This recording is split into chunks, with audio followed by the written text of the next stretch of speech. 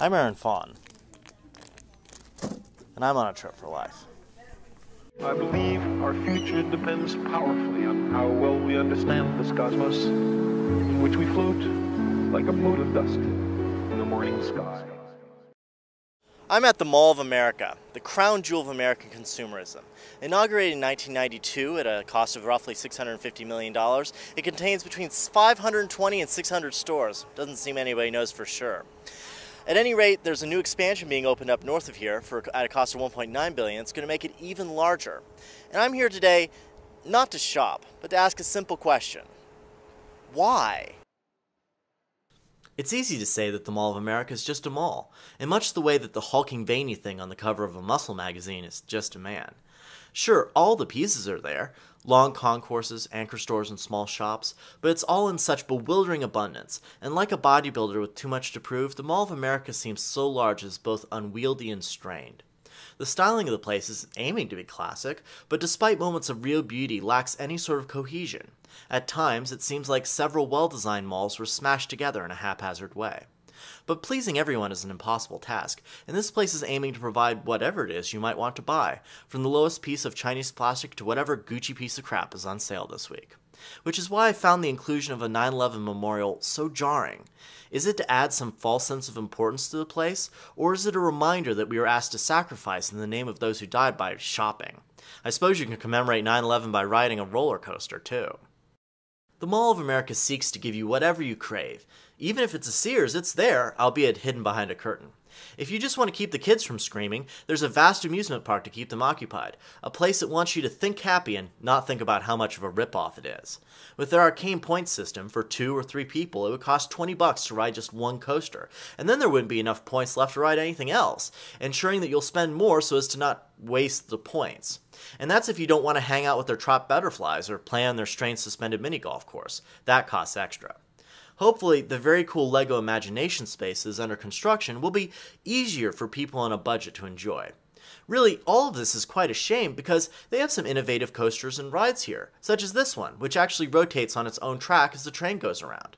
I would have loved to ride it, but for $20? The only ones that are hurting are themselves. The ridiculous pricing has created a situation in which great rides are basically empty, and if they dropped those prices, they could fill up those rides and make much more money in the process. So why come to the Mall of America? It's a good question. There were lots of people milling around, but I'm kind of at a loss as to why. Perhaps 1 in every 2 dozen was carrying a shopping bag, and frankly, the few things I would have liked to seen in person, some system cameras and a fresh pair, were nowhere to be found as I wandered about, which is odd for a place that seeks to satisfy every craving. They might have been there, but the irony is that the hugeness of the place works against finding anything you actually want. I suppose it's a great place to go if you want Mall of America themed merchandise, or if you insist that your Banana Republics be segregated by sex, but in the age of no middlemen shopping online, this place seems like a dinosaur. But then again, perhaps extinction isn't the worst thing that could happen to the cheap stuff now model of economics.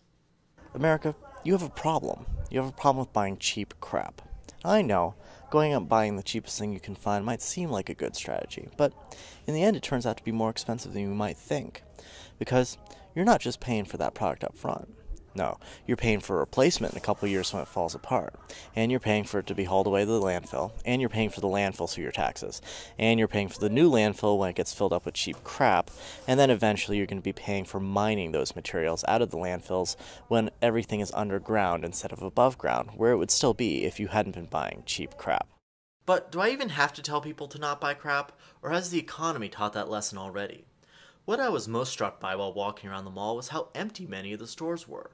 Heck, some of them weren't even manned when I went by, like this Swatch store. So, what are people not buying? Well, overpriced logo wear for one. Shiny pieces of glass, not so popular. Official team merchandise is not moving down the field.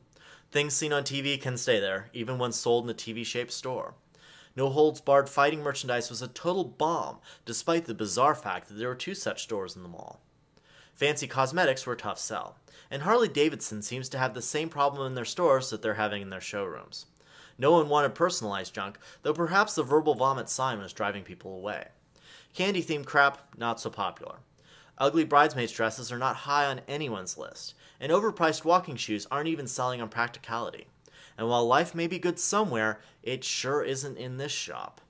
Jewelry shops in general were suffering, but these two couldn't draw a crowd even with huge discounts. Fancy overpriced frocks? Unpopular. Luggage is only a good sale when people have enough money to travel, and they don't. Even old reliable stores, like sunglass shops, which benefit from the fact that you can't see what shades look like on you over the web, were completely empty. At the Field of Dreams, their only dreams were of having more customers. Model cars are only attractive to people who can imagine owning a real one someday. And Western gear might be a casualty of the Minnesota location, but a whole shop devoted to socks? That's almost as nuts as paying $15 for a jar of nuts at Harry and David. Accessories were not in demand, and despite the location, Minnesota gear was a tough sell, though I can't fathom why there needed to be half a dozen Minnesota-themed stores in the mall. And the massive investment that Nickelodeon made into the theme park at the center of the mall was not paying off at all in their stores that were, without exception, completely lacking in customers. Even our favorite spokesmodels, St. Pauli Girl and the Gipper, didn't have the advertising muscle to attract anybody. I can't help but think that many of these empty stores will be X-stores before long, like this one. I came to the Mall of America expecting some sort of obsolescent beast, something I could make fun of, but I found instead that its obsolescence has already rendered it dead. Well, on its way to death anyways. And they wanted to expand this place at a cost of billions of dollars.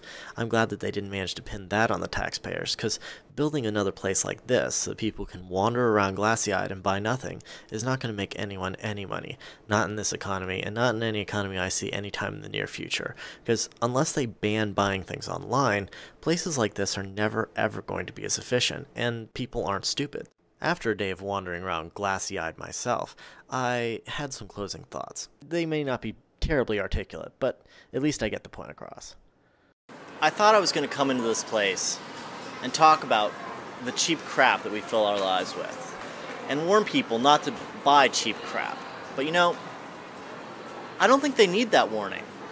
I look around this place and most of the stores that are selling cheap crap are empty. Nobody's there. Nobody's buying that. The only places that are vital or full are the places that are selling things that people need. Discount shoes, plus-size dresses, food. But still, there are people wandering around here. More people than you'd really think there'd be, given all of these empty stores. And that's the real thing that I've come to realize about this place. This place isn't a mall. It's a cathedral.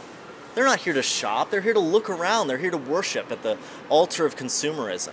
Their quickly dying religion. If they were smart, they'd go online and find a good deal on things and do their research and buy something that works out well. Because, you know, I'm not against buying things. Everybody needs stuff. I'm not some sort of monk on a high mountain. I like to have my coffee. You know, I like to have shirts that fit me. I like my cool electronic gizmos. You know, all these things are things I researched and things I bought online. Really, we don't need to do anything to end the consumer culture of America. It's happening by itself. The recession is just a symptom of something that was a long time coming. So I might tell you, you know, don't buy cheap crap. If you're watching this show, you've already got that message. If you're watching this show, you're already online, you're already savvy, you're doing the right thing. I guess the only thing I need to tell you is to keep doing things as you are. Maybe come to the Mall of America and watch the end of this religion. And in the end, that's not such a bad thing. This place, it's a waste. It's a waste of energy, it's a waste of space, it's a waste of lots of things. And it's certainly a waste of all the human life and potential. It's being wasted creating a lot of cheap crap to fill it up. So, that's all I got to say about the Mall of America. Have a good night, everyone.